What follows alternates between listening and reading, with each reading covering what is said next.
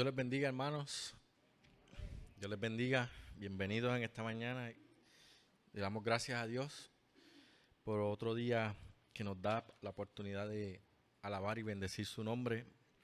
Quisiera comenzar leyendo una porción del Salmo 8. Oh Jehová, Señor nuestro, cuán glorioso es tu nombre en toda la tierra.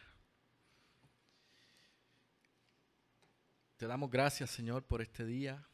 Gracias, Señor, porque nos has traído con bien, porque has permitido que podamos reunirnos, que podamos congregarnos, Padre, en una sola voz, un solo cuerpo, un solo espíritu, Padre, para ir ante tu presencia, alabar tu nombre, traer tu palabra, Señor, y permitir, Señor, que tú hables y hagas a través de lo que tú quieras hacer en este día con nosotros, Señor. Gracias te damos y te pedimos por aquellos que no pueden estar, Señor. Bendícelos también, sé en ellos, Señor, y que esta palabra y este servicio que podamos hacer a ti en esta mañana sea con olor grato a ti, Señor, y que sea de bendición a cada uno de los que está aquí y a los que lo ven, sea por las redes o en otra forma, Señor. Gracias te damos. En el nombre de Jesús. Amén. Sí. Dice Juan, capítulo 8, versículo 36. Así que si el Hijo os libertare, seréis verdaderamente libres. La libertad viene por la sangre de Cristo, viene por el sacrificio que Él hizo en la cruz para pagar lo que nosotros debíamos por Él. Y a través de ese sacrificio nos ha dado la libertad. Y solamente Jesús puede pagar la culpa que nosotros teníamos imputada. Así que hay libertad en Cristo Jesús. Vamos a alabar al Señor con este cántico. Y queremos que se pongan en pie y que lo canten con mucho gozo, porque el Señor nos hizo libres.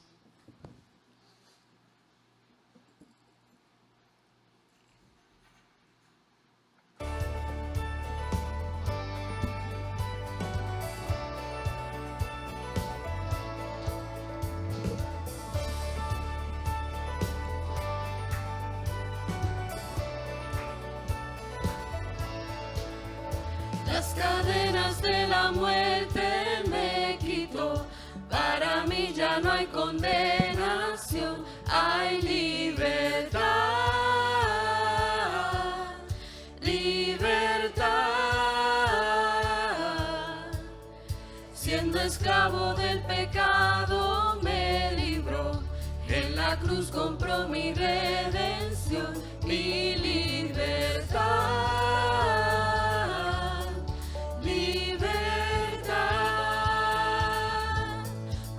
Mis cadenas, me dio vida nueva y al fondo del mar echó mi maldad, lavó mis pecados y me ha perdonado. Solo en el nombre de Jesús hay libertad.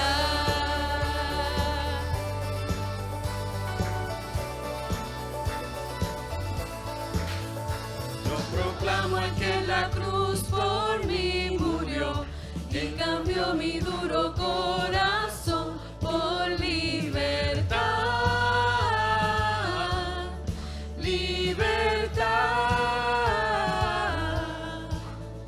El poder de su evangelio me salvó y no me avergüenzo del Señor, mi libertad.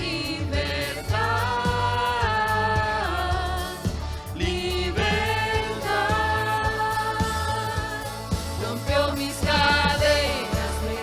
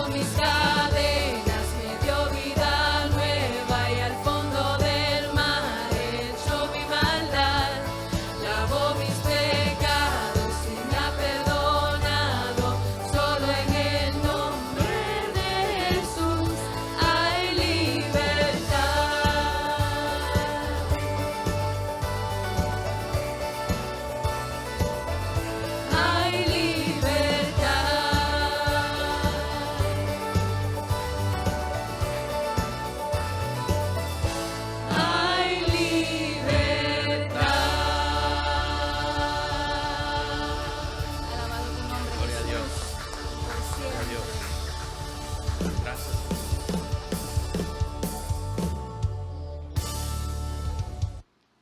El Salmo 77, 13 dice: oh Dios, santo es tu camino. Qué Dios grande como nuestro Dios. Tú eres el Dios que hace maravillas. Hiciste notorio en los pueblos tu poder. Esta alabanza habla de que nada contendrá, nada podrá contener el poder de Dios, ¿verdad? Ni abarcará su amor, porque eres grande, ¿verdad? Porque eres sobre todas las cosas. Y nunca llegaremos nosotros a comprender ese amor de Dios. Gloria a Dios.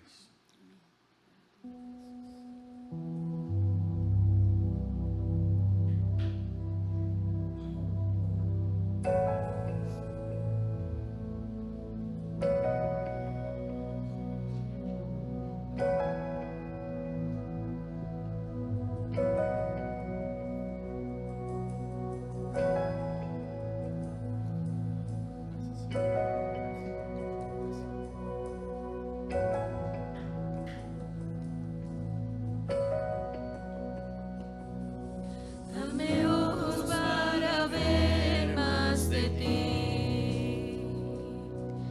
Te contemplo y calmas todo mi existir. Todo lo que soy lo entrego a tus pies.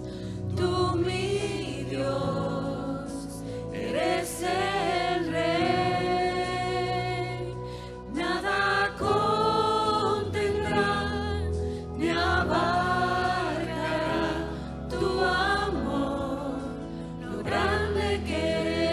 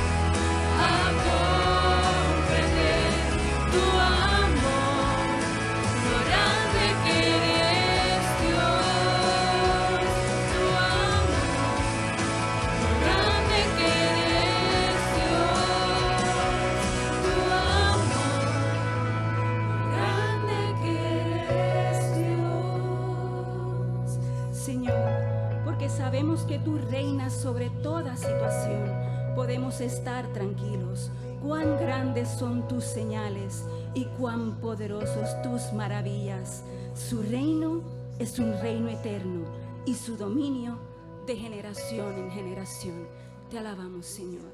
Amén. Gloria a Dios. Antes de continuar, quisiera dar unos anuncios. Primero, que el comité para la próxima semana es el número 1. Y tenemos que seguir orando por nuestro hermano Juan Segarra. Téngalo en oración, necesita mucha oración. Así que vamos a orar un momento por él.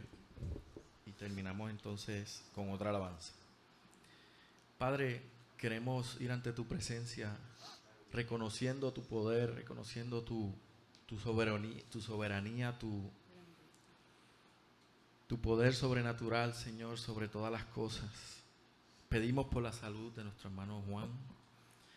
Sé en su cuerpo, Señor, pero sobre todo mantén firme su fe y su espíritu, reconociendo, Padre, que Él te sirve y te sigue. Te pedimos, Padre, que seas dándole la fortaleza, Señor, la paciencia y toda la fuerza para soportar la prueba que tiene, Señor. Y lo ponemos en tus manos sabiendo, Señor, que tú harás, tú lo sanarás, tú lo llevarás, Señor. En el nombre de Jesús. Amén.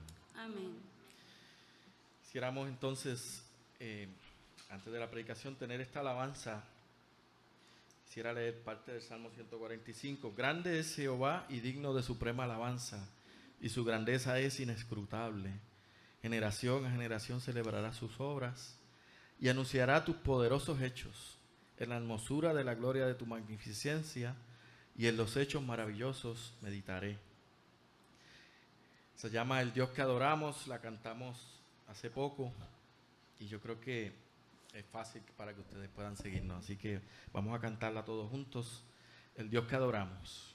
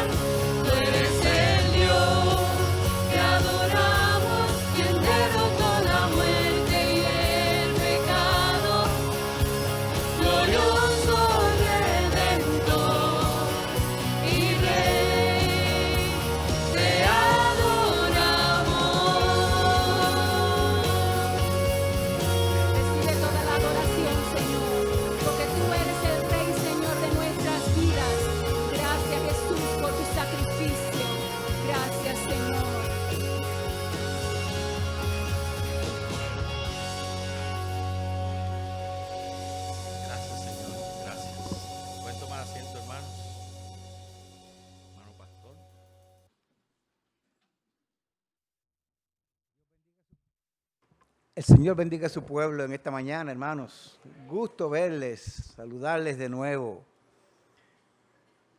Hermana Elba, Dios le bendiga. Gusto verle. Las dos Elbas que están muy cerquitas, las ambas. Leo, eres bienvenida siempre. Damos gracias al Señor que podemos verte. Ver a cada uno de los hermanos es una bendición.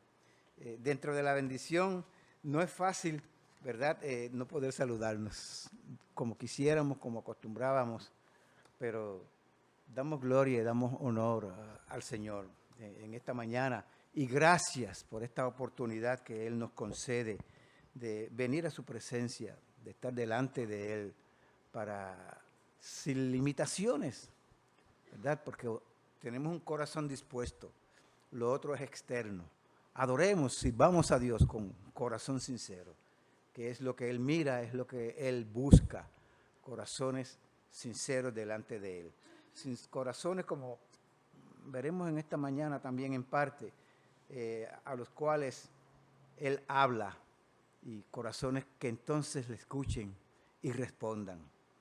En esta mañana quiero orar al Señor un momento para entonces pasar a este tiempo de reflexión, más bien que el Señor me ha guiado a preparar.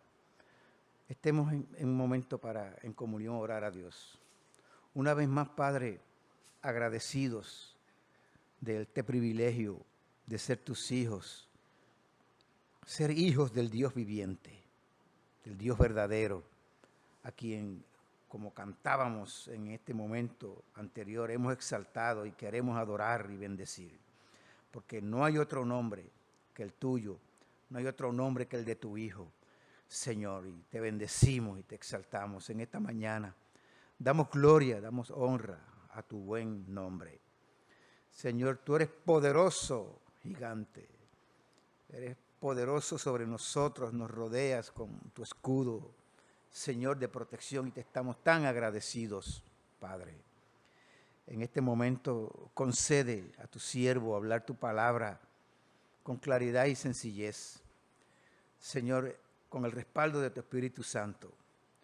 Padre, que esta palabra sea comprensible a nuestros corazones, Señor, y podamos responder a la misma con gratitud, Señor, con corazones que experimenten tu consuelo y experimenten tu llamado a reconciliar nuestras vidas contigo en cualquiera que sea la circunstancia, Señor, en que nos hemos ido de ti, Señor.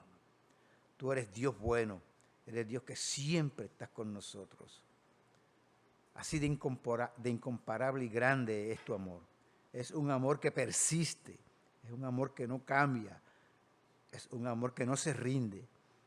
De eso seguiremos hablando en esta mañana y pido que tú confirmes, selles en nuestros corazones esta verdad tan necesaria, oh Dios. En el nombre de tu Hijo, nuestro Señor Jesucristo, oramos. Amén y amén. Yo quiero citar la expresión de cierre del mensaje del viernes en la noche, donde estuve reflexionando bajo el título el persistente amor de Dios por su pueblo. ¿Recuerdan? Basado en Oseas, capítulo 2, versículos del 1 al 13. Voy a citar. Así fue como terminé la vez pasada, el viernes, la reflexión. El persistente amor de Dios por su pueblo es un amor que no se rinde, aunque sea confrontativo y exponga nuestro pecado y estorbe nuestras infidelidades y nos salga al paso. Todo eso lo vimos la vez pasada, cómo es ese amor persistente de Dios para con nosotros. El versículo 14, y sigo citando, nos anticipa que Dios no se ha rendido, no lo hizo con Gomer, la infiel Israel, ¿verdad? Y no se rendirá contigo, y tampoco se rendirá conmigo. Dice ese versículo 14, pero he aquí que yo la atraeré y la llevaré al desierto y hablaré a su corazón. Qué verso más extraordinario, qué verso más hermoso. Oseas capítulo 2, versículos del 1 al 13, como vimos la vez pasada, este viernes pasado, describen claramente la infidelidad de la nación de Israel. Muy específicamente en aquel momento, y sobre todo a quienes hablaba el profeta Oseas, las 10 tribus del reino del norte, personificada estas 10 tribus en Gomer, la esposa infiel que Dios le dijo a Oseas que buscara y se casara con ella. Es también una sección de ese capítulo 2 donde Dios advierte por su profeta sobre el castigo que les vendría por su infidelidad a Dios, su adulterio espiritual. Pero el castigo de Dios no sería la última palabra de Él. Nunca, hermano, el momento de prueba en que tú te encuentres, aunque inclusive tú reconozcas que es disciplina de Dios, porque en muchos momentos de seguro que lo es, aún así, ese momento no es la última palabra de Dios. Yo quiero que tengamos eso, nos llevemos eso claro en esta mañana, es lo que vamos a tratar de ilustrar a través del pasaje que vamos a estar viendo y lo que queremos decir. Dios no se rinde y es un Dios de esperanza. Y en medio de la aflicción, en medio de la prueba que Dios permita, ¿verdad? En medio de los tratos duros de Dios, de su amor duro a veces con nosotros porque nos ama, nosotros podemos recordar que tenemos un Dios de toda esperanza. Un Dios que en esa prueba nos está llamando, nos está hablando. Está bregando ciertamente con nosotros. Nosotros nos desligamos de Dios, pero Él nunca se desliga de nosotros.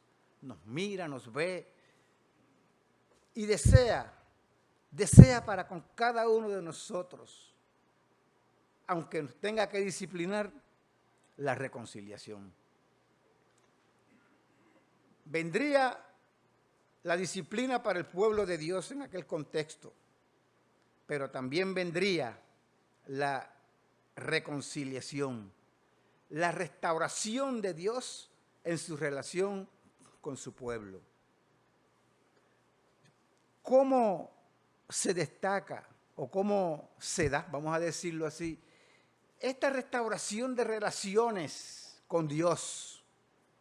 Quiero que veamos un solo texto en la palabra del Señor en esta mañana, y es Oseas capítulo 2, versículo 14, que les referí la vez pasada, al final, que es el texto de donde íbamos a comenzar hoy, y nos quedaremos solamente en ese texto. Es decir, que hoy de seguro vamos a ser un poco más breve que en otras ocasiones al exponer la palabra del Señor. Como dice ese versículo 2, versículo 14. Dice, pero he aquí, en la mayoría de las Biblias nuestras, que es la versión Reina Valera, casi todos usamos aquí esta versión, eso es lo que dice en esta versión. Ya verán ustedes por qué les hago este énfasis aquí. Pero he aquí que yo la atraeré, la llevaré al desierto. ¿Y qué más dice? Y hablaré a su corazón. Wow. Eso es lo que Dios nos dice que quiere hacer con nosotros, buscando nuestra reconciliación con Él. Entonces, cuando contestamos esta pregunta, ¿cómo se da esta restauración de relaciones? En lo suficiente que deberíamos pensar, y es la respuesta en este pasaje, y es la respuesta a través de todo el contexto de la palabra de Dios, lo siguiente: ¿es por iniciativa de Dios? Dios se toma la iniciativa. No es difícil, hermanos, por un buscar, escudriñar, aunque sea superficialmente, hacer un escrutinio bíblico básico, que toda la relación rota entre el hombre y Dios es por iniciativa ¿de quién? Del hombre, no de Dios, del hombre. Desde el Edén, esto es evidente desde que abrimos la Biblia en el libro de Génesis, ya en el capítulo 3, en el capítulo 3, vamos a ponerlo así, inmediatamente que abrimos la Biblia prácticamente, después que el hombre fue creado, que Dios lo puso en aquel huerto, le dio instrucciones de qué hacer y cómo hacer. Desde ese momento es notorio de que el hombre desobedeció, ¿bien? Desobedeció a Dios, rompió aquella relación que había entre ese Dios que lo creó y él. ¿Bien? Dios le dijo o le indicó, de todo árbol del huerto podrás comer, mas del árbol de la ciencia del bien y del mal no comerás, porque el día que de él comieres, ciertamente morirás. Génesis capítulo 3, versículos 16 y 17. ¿Era difícil eso? Lo único de lo que el hombre en el huerto tenía que cuidarse era de esa sola advertencia o restricción que Dios le puso.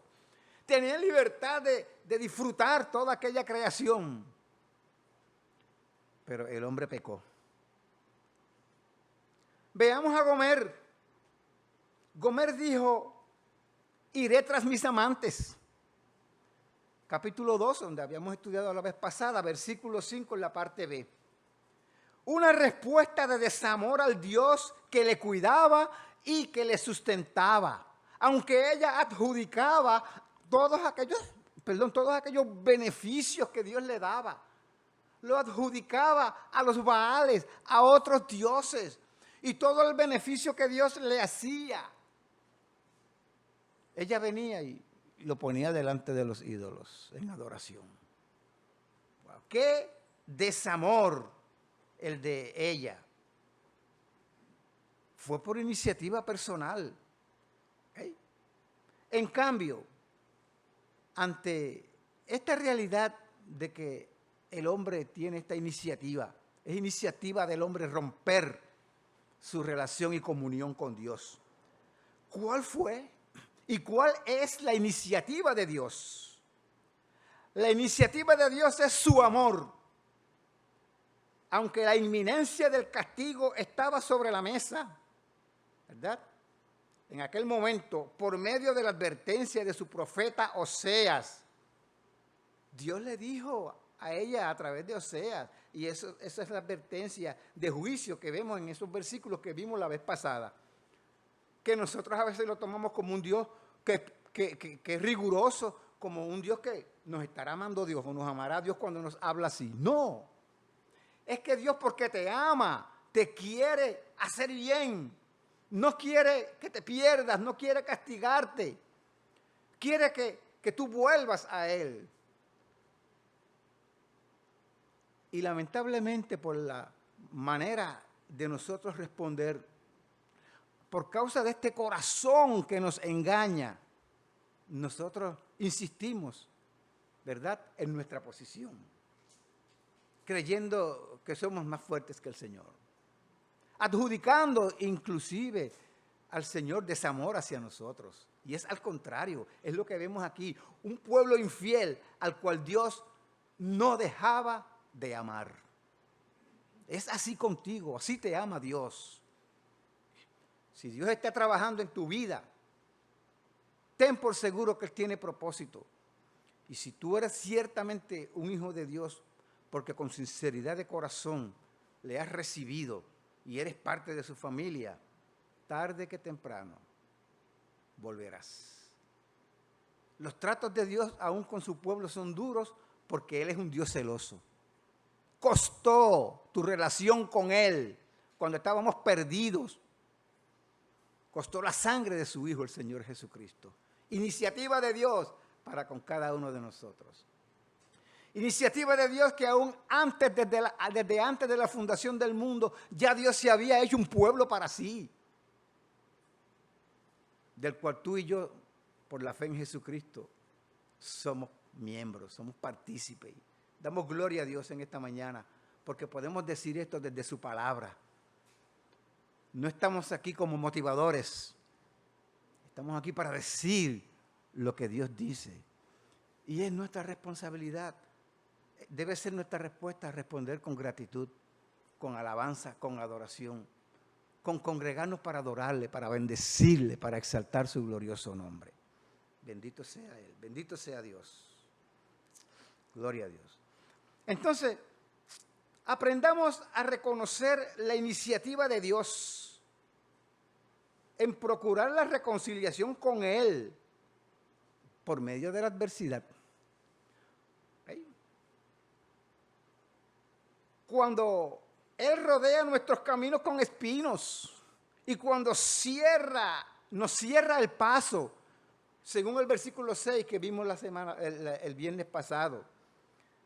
Porque ciertamente, hermanos, no hay duda que si por nosotros mismos fuera, iríamos más lejos de lo que Dios nos permite. Entonces la disciplina y los tratos de Dios para contigo y para conmigo en su amor, debemos nosotros tomarlos en serio. No porque Dios nos ha dejado de amar, porque no nos deja de amar, sino al contrario, porque nos ama, no nos ha dejado, nos ha impedido, aunque no estemos bien, que estemos peor. Nos quitó esto. Gracias, Señor, que no lo has quitado todo. Dios es bueno y en la prueba debemos aprender a ver esa iniciativa de su amor como en la prueba ver que es una iniciativa tuya. Señor, yo me he ido, me he alejado, pero en tu iniciativa de amor me envías y me pones en esta circunstancia para desde allí llamarme, porque me amas. Nunca será una iniciativa nuestra regresar. Dios tendrá que estorbarnos, Dios tendrá que salirnos al paso hasta que entremos en razón, hasta que recapacitemos como Gomer y digamos, iré y me volveré a mi primer marido, porque mejor me iba entonces que ahora. Versículo 7 en la parte B del capítulo 2.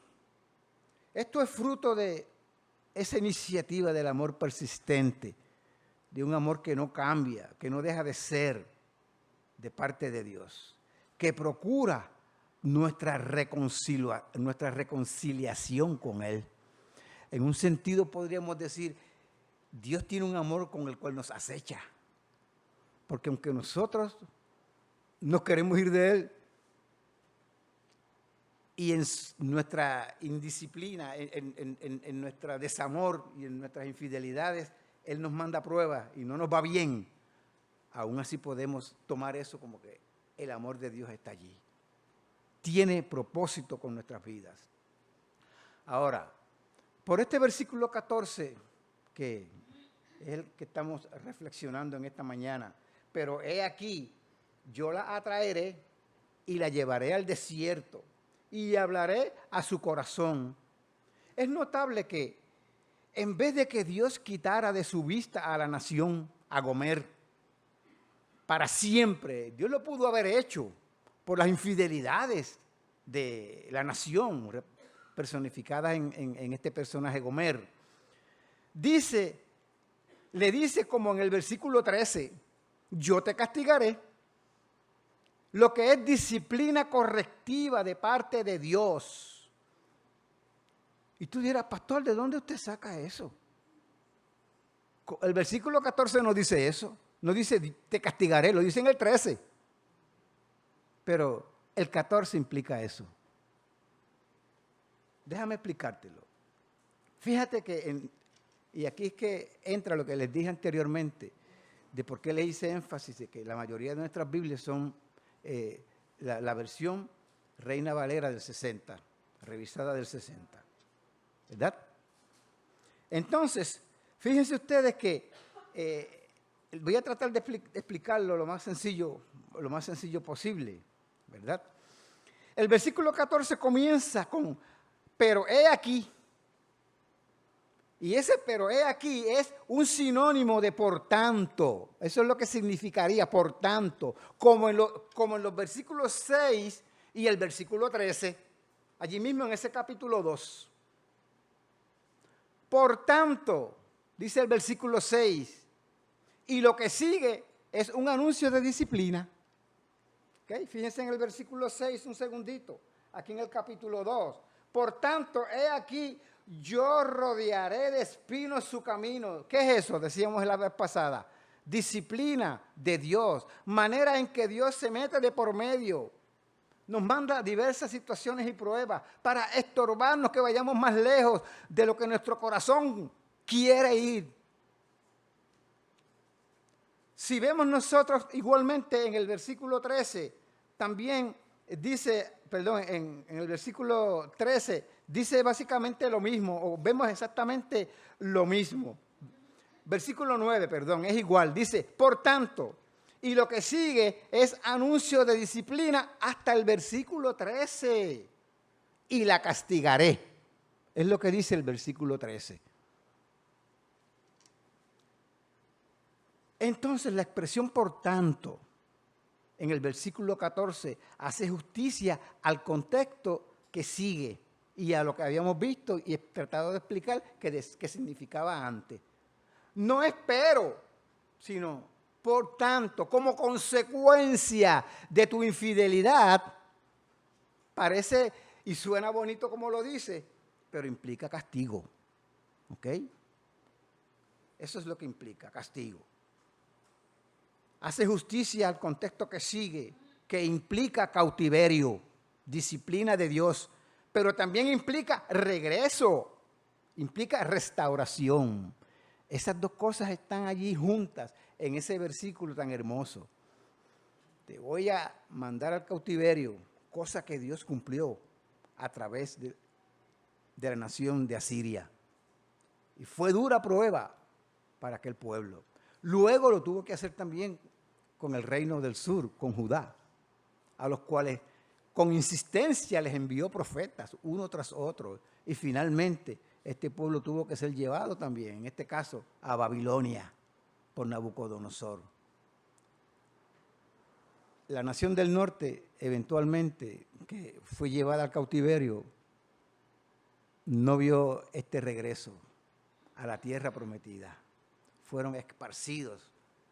Dejaron de ser parte, por decirlo así, del pueblo de Dios, de la nación.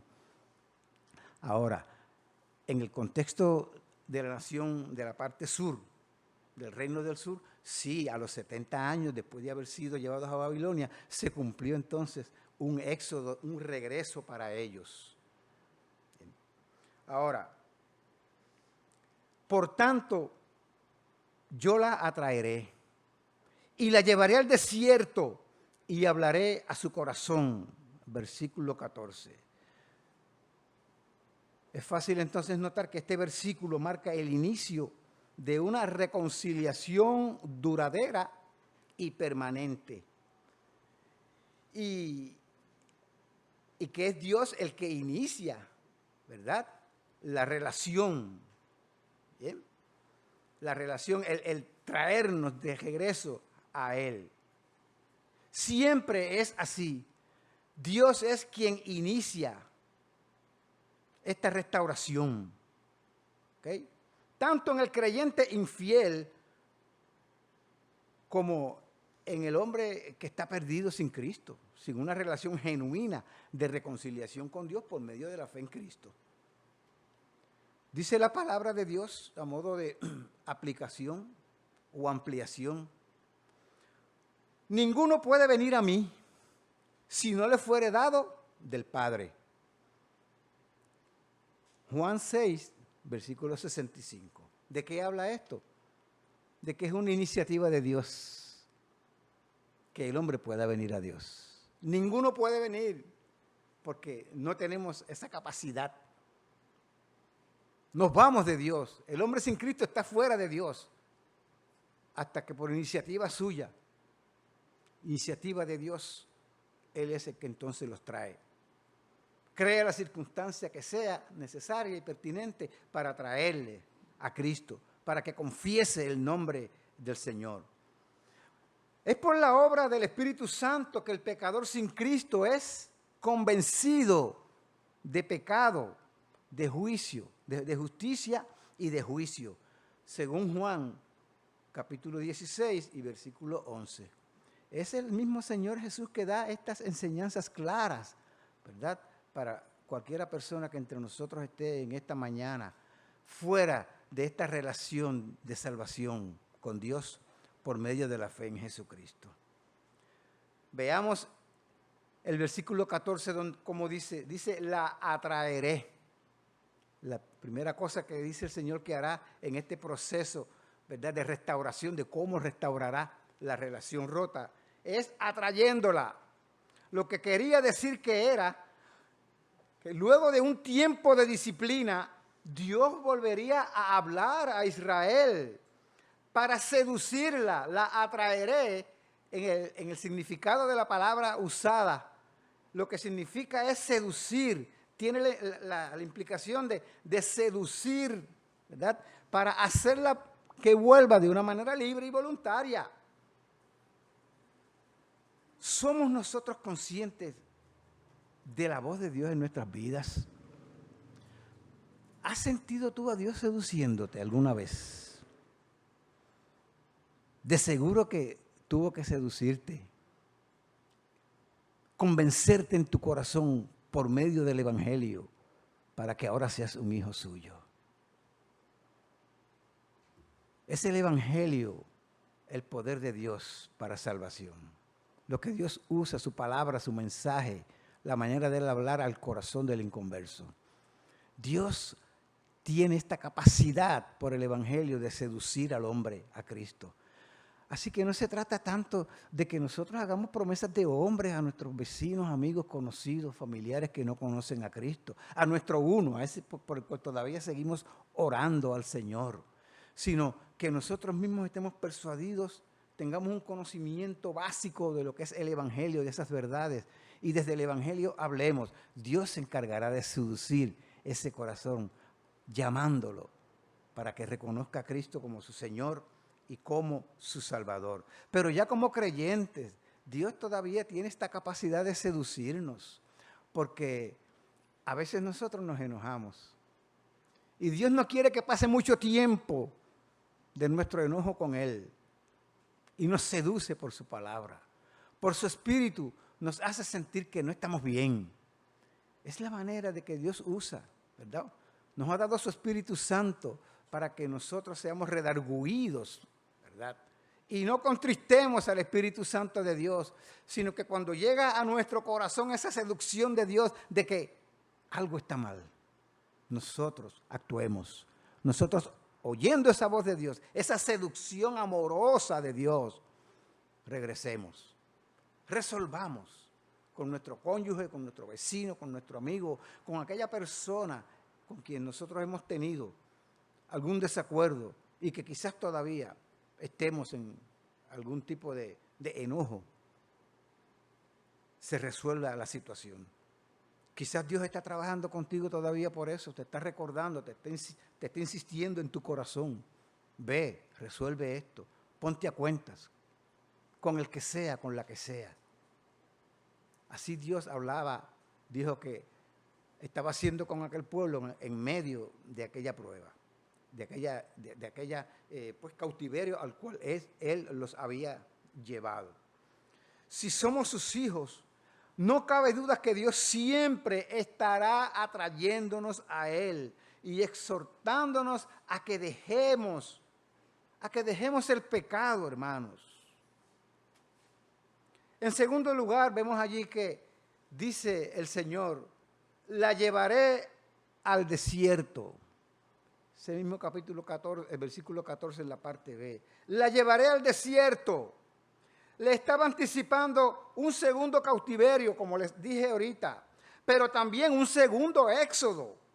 Lo que Dios estaba diciendo era que habría un segundo periodo de esclavitud, lejos de su tierra. Eso daría lugar, a su vez, en un futuro, a un segundo éxodo. Porque ya había habido un éxodo, había habido una primera esclavitud, que había sido ¿cuándo? Cuando ese pueblo estaba en Egipto. 400 años esclavos allá. Y entonces hubo un éxodo. Cuando el Señor está hablando esta palabra, le está recordando aquel primer éxodo, esa experiencia de haberlos llevado cautivos y de haberlos regresado. Y en el desierto de camino haber hablado, haber trabajado en sus vidas, hasta traerlos a la tierra prometida. Ahora tendría que haber un segundo éxodo. Una segunda periodo de esclavitud para que a su vez hubiese un segundo éxodo, un segundo periodo de reconciliación con Dios. Egipto y Babilonia representaban la esclavitud del pecado y los desiertos de Arabia y de Siria representaban el tiempo de prueba durante el cual Dios trataría con su pueblo, humillándolos, haciéndoles ver que no hay nada mejor que depender de Dios.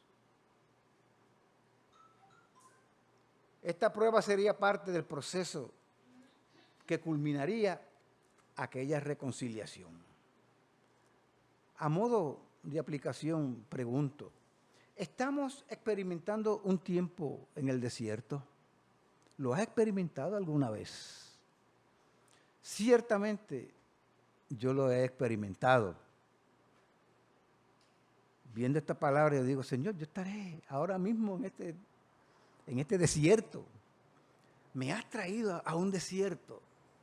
Pues entonces, Señor, disponemos nuestros corazones para que tú nos hables, para que tú nos corrijas, para que finalmente podamos ver el volvernos a ti, el entrar de nuevo a las bendiciones de esa tierra que tú has prometido, de la cual nosotros hemos sacado el pie. Tú quieres que volvamos y estemos otra vez en esa comunión, en esa relación contigo, oh Dios. Generalmente es un tiempo de pruebas, es un tiempo de dificultades. Quizás deberíamos tomarlo entonces como un preámbulo, como un anticipo de una restauración en nuestra comunión con Dios y no meramente como un castigo, como una manera en como Dios se está anticipando, tomándonos a nosotros la delantera para que la reconciliación sea de Él, porque siempre Él es el que se toma esa iniciativa. Ve entonces esos momentos de desierto, de pruebas difíciles tantas veces en tu vida, como una manera en que Dios te está llamando la atención. Es su iniciativa. Tiene la prerrogativa de hacerla por causa de que tú eres su hijo, de que Él te ama y me ama y quiere que nuestra relación con Él sea una relación legítima, sea una relación de nuestra parte fiel, porque aunque nosotros seamos infieles, Dios permanece fiel. Él no cambia en su amor, no cambia en su fidelidad, no cambia en sus términos. ¿Sí? Entonces, Dios nos ayuda a ver nuestra necesidad de Él para tener un corazón dispuesto a volvernos a Él. En ese periodo de desierto, Dios prepara el corazón nuestro para hablarnos. Esa debe ser la respuesta de nuestro corazón. Dice el versículo 14 en esta parte final, hablaré a su corazón. Si queremos saber lo que Dios diría al hablar al corazón del pueblo de Israel, tenemos que, por ejemplo, leer Isaías 40, versículo 2, donde dice esta palabra, Hablad al corazón de Jerusalén. Decidle a voces que su tiempo ya se ha cumplido, que su pecado es perdonado, que doble ha recibido de la mano de Jehová por todos sus pecados. Esto indica que cuando Dios habla al corazón de su pueblo, sus palabras son palabras para consolarle. Como dice el versículo 40 allí en Isaías. Quiero ir un momentito a este versículo de Isaías 40, versículo 1. Consolaos, fíjense el llamado de Dios, la voz de Dios diciendo, consolaos, consolaos, pueblo mío, dice vuestro Dios. Entonces viene esa palabra que Dios habla al corazón de aquel pueblo. Hablad al corazón de Jerusalén, decidle a voces que su tiempo es ya cumplido, que su pecado es perdonado, que doble ha recibido de la mano de Jehová por todos sus pecados. ¿Has escuchado tú esta voz de Dios llamándote a que recibas consuelo? Miren, hermanos, esta mañana yo acostumbrado pues a ir a la palabra de Dios temprano en la mañana, encontré este texto que correspondía a lo que es el texto clave del día en uno de los lugares donde busco para ello. Y la palabra de Dios hablaba a través del profeta Sofonías lo siguiente. Y quiero decirles esto a modo de ilustración de lo que significa para mí y que yo lo puedo ver en algo tan elemental, aparentemente y sencillo, ¿verdad? Este texto de Sofonías 3, versículo 17. Wow. Jehová está en medio de ti. Poderoso, Él salvará. Se gozará sobre ti con alegría. Callará de amor. Oh, Dios santo, aleluya. Se regocijará sobre ti con cánticos. Cómo este texto habló a mi corazón. Cómo este texto consoló mi corazón esta mañana. Es así como Dios habla, sobre todo por su palabra. Tenemos que ir a la palabra de Dios día a día, con la seguridad de que Dios tiene palabra para nosotros. Él sabe la palabra que tú necesitas. No siempre es de consuelo, a veces es de reprensión, a veces es de esperanza, de dejarte una expectativa, de llamarte con voz clara. Dios sabe cómo hablarte en medio de tu circunstancia de prueba, ¿verdad? De advertirte, porque Él siempre se ha tomado y se tomará esta iniciativa de que volvamos a Él. Este versículo indica que Dios habla al corazón de su pueblo. Sus palabras son de consolación, palabras que preparan el camino para la reconciliación. Dios siempre está hablando, hermanos, a nuestros corazones, queriendo conquistar este corazón rebelde que tenemos nosotros, para que dejemos nuestros pecados y volvamos a Él, volvamos a Dios. Estaremos entonces escuchando su voz. Ese es el reto en esta hora. Estaremos disponiendo nuestro corazón para que sea conquistado por Dios. Si Dios nos está disciplinando, nos ha llevado al desierto, es para hablarnos, para hablar a nuestro corazón. Y nosotros debemos tener esta disposición de decir, como dijo Samuel en sus inicios, cuando ni siquiera todavía era un profeta, habla Jehová, porque tu siervo oye. Si oímos, si discernimos la voz de Dios y respondemos a ese trato amoroso de Dios llamándonos al arrepentimiento, habrá entonces se hará lo que es la parte nuestra en este proceso de reconciliación, que no es otra cosa que volvernos a nuestro Dios. A modo de cierre, termino con esto. Es indudable que Dios es persistente en su amor para con su pueblo. Cuando nuestra comunión con Él se ha estropeado por nuestra persistente inclinación e iniciativa a pecar, su gracia amorosa, la gracia de Dios, toma la iniciativa de seducirnos, de humillarnos y de hablar a nuestros corazones con el único propósito de restaurarnos a la comunión con Él. Entonces podríamos decir un texto, podríamos citar este texto y cobra importancia y valor. Y con mucha frecuencia yo personalmente me lo digo a mí mismo y lo digo hasta en voz alta delante de Dios. Bueno me es haber sido humillado para que tema tus testimonios, para que aprenda tu voluntad y sepa honrarte y seguirte en todos mis caminos.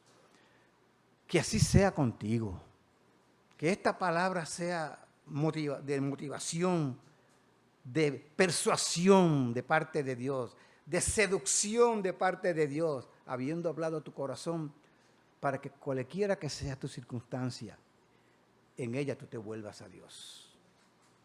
Agradecido de que Dios ha usado un estorbo para que no hayas tenido que ir más lejos de lo que hubieras ido, o para que el daño que tú mismo te has provocado y que yo me he provocado también en situaciones, no haya sido peor de lo que ha sido hasta el momento presente. Así de persistente es el amor de Dios para con su pueblo, aunque muchas veces tenga que llamarnos al desierto, pero desde allí escucha su voz, no te resistas. Amén. Amén. Te queremos agradecer por tu palabra, Señor, que nos instruye, que con tanto amor, Señor, con tanta paciencia, nos das un trato amoroso cuando, Señor, merecemos juicio. No nos gritas. ¿Estás dispuesto, como hiciste con Elías, a hablarnos con voz apacible y suave? Señor, concédenos la gracia de discernir tu voz en este tiempo presente que a cada uno de nosotros nos corresponde vivir.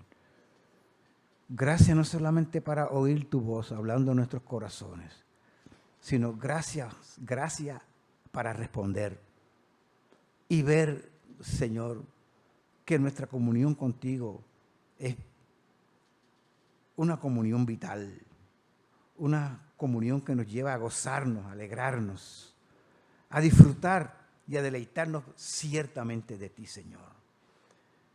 Pedimos que nos socorras, que nos ayudes, nos des entendimiento, Padre, en el nombre de Jesús. Amén. Quiere el Señor bendecir sus corazones.